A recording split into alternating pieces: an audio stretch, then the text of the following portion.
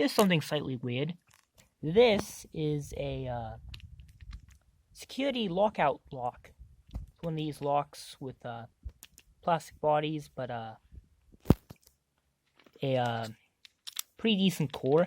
Reason for that is use it for safety, so that prevent this will be on a electrical panel, so a lever, and this prevents stupidity from happening because Murphy's law, so people don't get killed or something.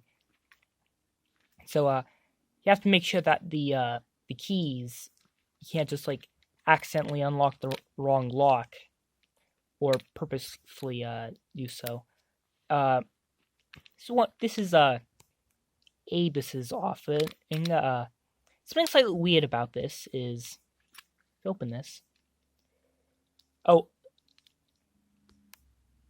and look in.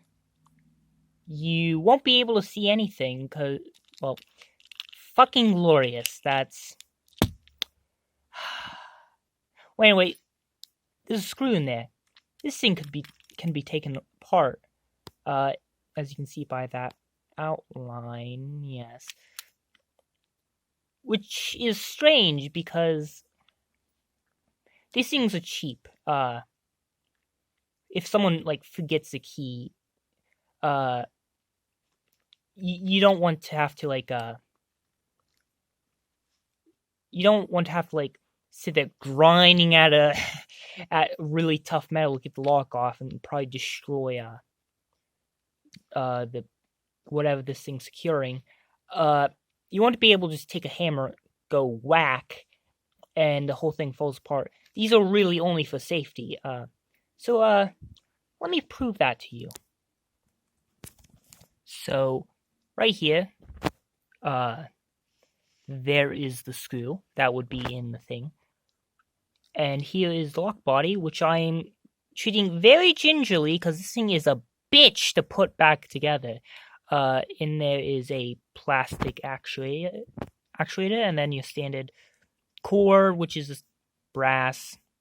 This is strange because why would you do this? For something like Master Lock, they just they ultrasonically weld these shut. They're not meant to be serviced. You don't. Why would you service it? You don't. There's 0 cents to service these. So why is this a thing? My guess is it must have been cheaper to just reuse the models or the mold, and maybe they took some of the molds, modified them. No, they had to at least.